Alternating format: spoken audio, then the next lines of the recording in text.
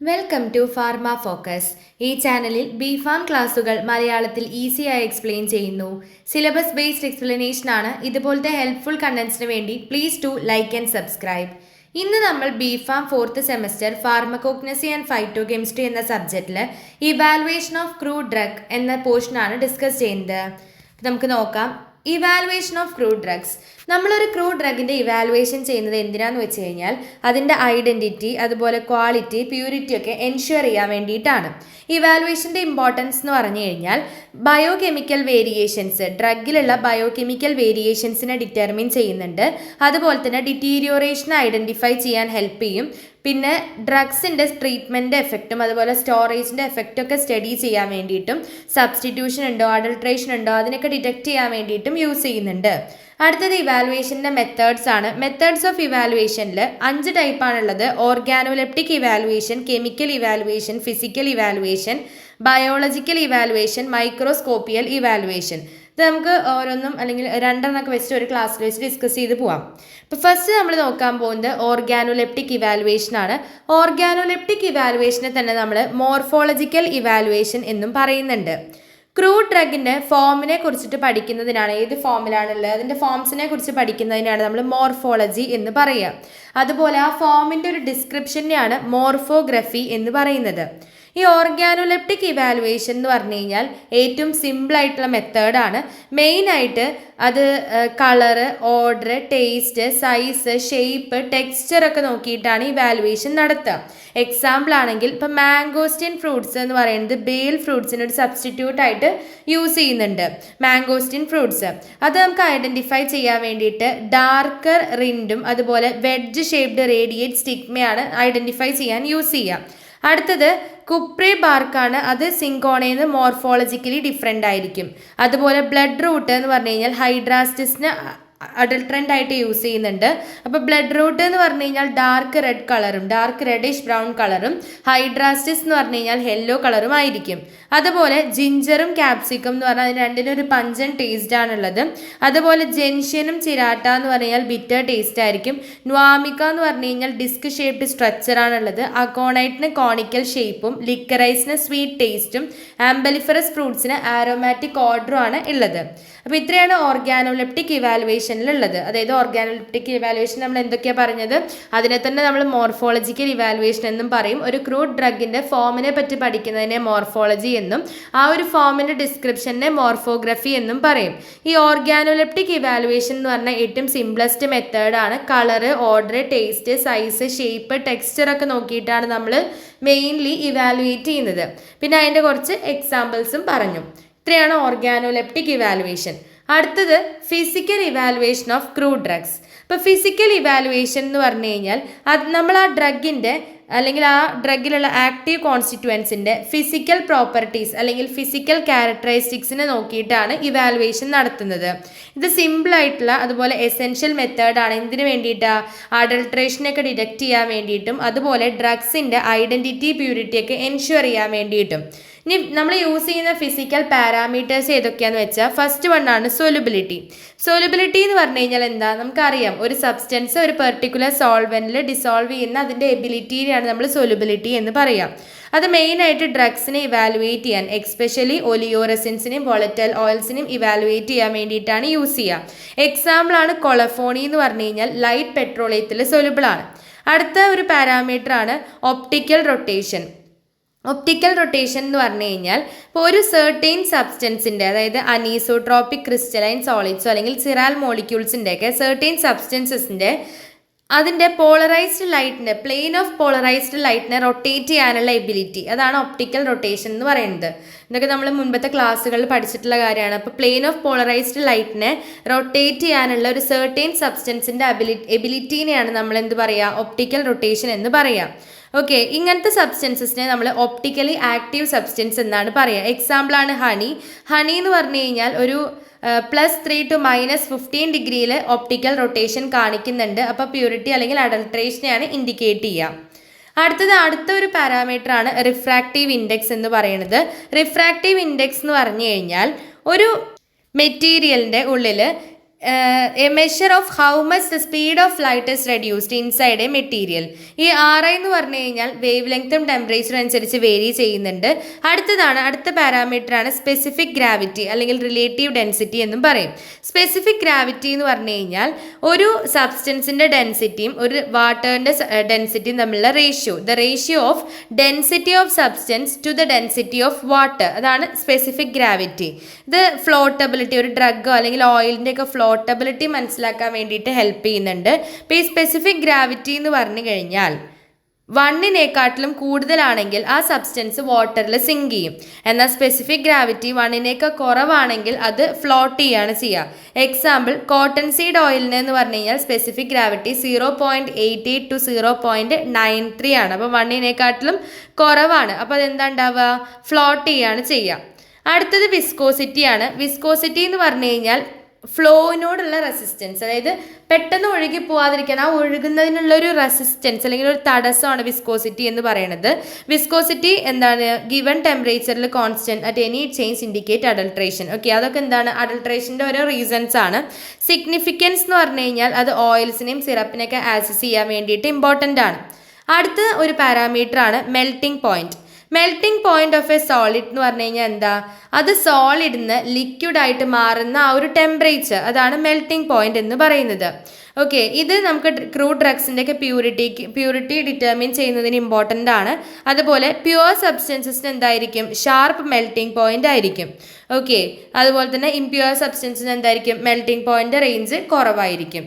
അടുത്തതാണ് volatile oil determination അല്ലെങ്കിൽ essential oil content. Volatile oil എന്ന് പറഞ്ഞാൽ എന്താ? ഈ സെർട്ടൈൻ ക്രൂഡ് ഡ്രഗ്സിൽ പ്രസൻ്റ് ആയിട്ടുള്ള ആരോമാറ്റിക് സബ്സ്റ്റൻസ് ആണ് വോളറ്റൈൽ ഓയിൽസ്.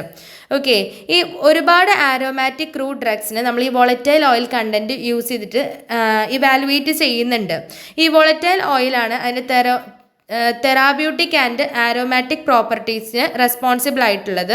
നമ്മളിതിനെ ഡിറ്റർമിൻ ചെയ്യുക ഡിസ്റ്റിലേഷൻ മെത്തേഡ്സ് അല്ലെങ്കിൽ ക്ലെവഞ്ചർ അപ്പാരറ്റസ് ഒക്കെ യൂസ് ചെയ്തിട്ടാണ് നമ്മൾ മെയിൻലി ഇതിനെ ഡിറ്റർമിൻ ചെയ്യുന്നത്. അടുത്തതാണ് UV light fluorescence. Certain crude drugs എന്ത് ചെയ്യുന്നുണ്ട്?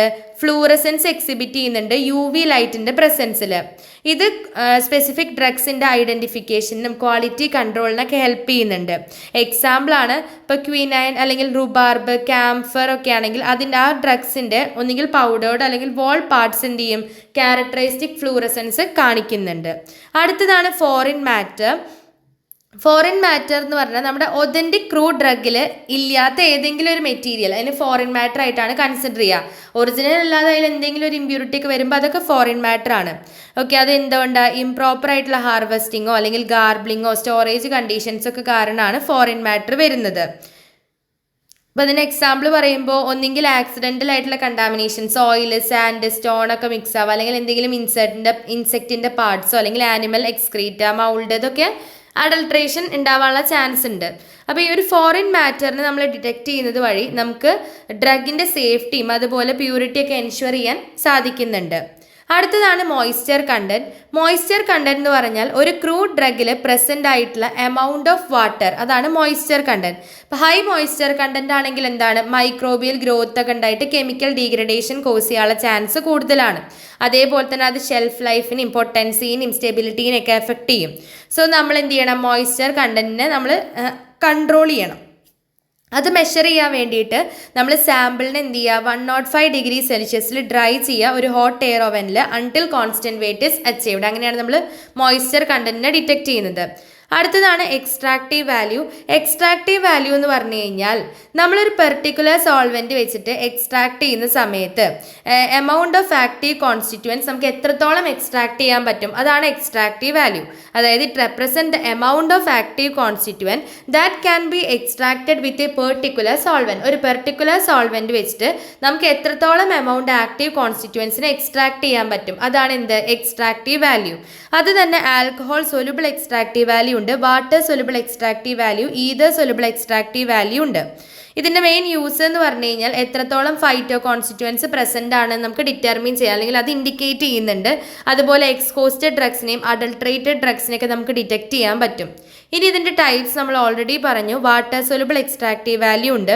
അത് mainly water soluble constituent present ആയിട്ടുള്ള ഡ്രഗ്സിനെയാണ് നമുക്ക് യൂസ് ചെയ്യാൻ പറ്റുക. അതായത് ഷുഗേഴ്സോ ഗ്ലൈക്കോസൈഡ്സോ മ്യൂസിലേജ് ഒക്കെ പോലെ. എക്സാമ്പിളാണ് ജിഞ്ചർ, അശോക. അടുത്തത് ആൽക്കഹോൾ സൊല്യൂബിൾ എക്സ്ട്രാക്റ്റീവ് വാല്യൂ എന്ന് പറഞ്ഞു കഴിഞ്ഞാൽ റെസിൻസിൻ്റെ അല്ലെങ്കിൽ ടാനിൻസ് അല്ലെങ്കിൽ അതർ ആൽക്കഹോൾ സൊല്യൂബിൾ സബ്സ്റ്റൻസസിനൊക്കെ എക്സ്ട്രാക്ട് ചെയ്യാൻ വേണ്ടിയിട്ടാണ് യൂസ് ചെയ്യുക. നമ്മളിവിടെ ടിപ്പിക്കലി യൂസ് ചെയ്യുക 95% എത്തനോളാണ് സോൾവെൻ്റ് ആയിട്ട്. എക്സാമ്പിളാണ് drug containing tannin or resins. അടുത്തതാണ് ether soluble extractive value. Ether soluble extractive value എന്ന് പറഞ്ഞു കഴിഞ്ഞാൽ വോളറ്റൈൽ ഓയിൽസിൻ്റെ അല്ലെങ്കിൽ non volatile constituents like fixed oil and resins ഇതിൻ്റെയൊക്കെ എക്സ്ട്രാക്ഷന് വേണ്ടിയിട്ടാണ് യൂസ് ചെയ്യുക. ഓക്കെ, ഇതിൽ തന്നെ വോളറ്റൈൽ ഈതർ സൊല്യൂബിൾ എക്സ്ട്രാക്റ്റീവ് ഉണ്ട്, non volatile ether soluble extractive ഉണ്ട്. വോളറ്റൈൽ ഈതർ സൊല്യൂബിൾ എക്സ്ട്രാക്റ്റീവ് എന്ന് പറഞ്ഞു കഴിഞ്ഞാൽ വോളറ്റൈൽ ഓയിൽ കണ്ടന്റിനെയാണ് ഇൻഡിക്കേറ്റ് ചെയ്യുക. Non volatile ether soluble extractive എന്ന് പറഞ്ഞാൽ ഫിക്സ്ഡ് ഓയിൽ, റെസിൻ, കളറിംഗ് മാറ്ററിനെയൊക്കെയാണ് ഇൻഡിക്കേറ്റ് ചെയ്യുന്നത്. അടുത്തതാണ് ആഷ് വാല്യൂ. ആഷ് വാല്യൂ എന്ന് പറഞ്ഞാൽ എന്താ? നമുക്ക് ലോ ഗ്രേഡ് പ്രൊഡക്ട്സിനെ അല്ലെങ്കിൽ എക്സ്ഹോസ്റ്റഡ് ഡ്രഗ്സിനെ എക്സസ് സാൻഡി ഓർ എർത്തി മാറ്ററിനെയൊക്കെ ഡിറ്റക്ട് ചെയ്യാൻ വേണ്ടിയിട്ടാണ് ആഷ് വാല്യൂ യൂസ് ചെയ്യുക. ആഷ് വാല്യൂ ഡിഫറെൻറ്റ് ടൈപ്സ് ഉണ്ട്. Total ash. ടോട്ടൽ ആഷ് എന്ന് പറഞ്ഞു കഴിഞ്ഞാൽ നമ്മളൊരു ഡ്രഗിനെ ഇൻസിനറേഷൻ ചെയ്ത് കഴിഞ്ഞാൽ അതിൽ എത്ര എമൗണ്ട് ഓഫ് ഇനോർഗാനിക് റെസിഡ്യൂ ബാക്കിയുണ്ട് അതാണ് ടോട്ടൽ ആഷ്. ടെമ്പറേച്ചർ എന്ന് പറഞ്ഞാൽ 450°C കൂടാൻ പാടില്ല. മിനറൽ സബ്സ്റ്റൻസസ് ഒക്കെ ആയിട്ടുള്ള അതായത് സാൻഡ്, സോയിൽ, കാൽസ്യം ഓക്സലേറ്റ് പോലെയുള്ളതുമായിട്ടുള്ള അഡൾട്രേഷനെ ഡിറ്റക്ട് ചെയ്യാൻ പറ്റും. പിന്നെ ഹൈ ടെമ്പറേച്ചർ അവോയ്ഡ് ചെയ്യുക, വോളറ്റൈൽ ആൽക്കലി ക്ലോറൈഡ്സിൻ്റെ ഒക്കെ ലോസ് പ്രിവെൻറ്റ് ചെയ്യാൻ വേണ്ടിയിട്ടാണ്. അടുത്തത് ആസിഡ് ഇൻസൊല്യൂബിൾ ആഷ് ആണ്. ആസിഡ് ഇൻസൊല്യൂബിൾ ആഷ് എന്ന് പറഞ്ഞു കഴിഞ്ഞാൽ total ash that is insoluble in dilute hydrochloric acid. Dilute hydrochloric ആസിഡിൽ ഇൻസൊല്യൂബിൾ ആയിട്ടുള്ള ടോട്ടൽ ആഷ് ആണ് ആസിഡ് ഇൻസൊല്യൂബിൾ ആഷ്. ഓക്കെ, അത് എർത്തി മാറ്ററിൻ്റെ പ്രസൻസിനെയാണ് അവിടെ. എർത്തി മാറ്റർ റൂട്ട്സിലും റൈസോംസിലും ലീവ്സിലും ഒക്കെയുള്ള എർത്തി മാറ്ററിൻ്റെ പ്രസൻസ് ആണ് അവിടെ ഡിറ്റക്ട് ചെയ്യുക. അടുത്തത് വാട്ടർ സൊല്യൂബിൾ ആഷ് ആണ്. വാട്ടർ സൊല്യൂബിൾ ആഷ് എന്ന് പറഞ്ഞു കഴിഞ്ഞാൽ വാട്ടറിൽ സൊല്യൂബിൾ ആയിട്ടുള്ള ടോട്ടൽ ആഷ് അതാണ് വാട്ടർ സൊല്യൂബിൾ ആഷ് എന്ന് പറയുന്നത്.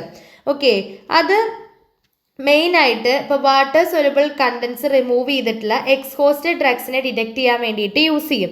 അടുത്തതാണ് സൾഫേറ്റഡ് ആഷ്.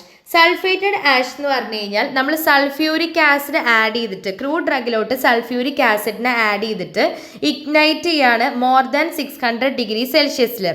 അതെല്ലാ ഓർഗാനിക് മാറ്ററിനെയും സൾഫേറ്റ്സ് ആക്കിയിട്ട് മാറ്റും. അതുപോലെ ടോട്ടൽ ഇനോർഗാനിക് കണ്ടന്റിൻ്റെ മെഷർമെൻറ്റ് ആക്യുറേറ്റ് ആക്കി തരും.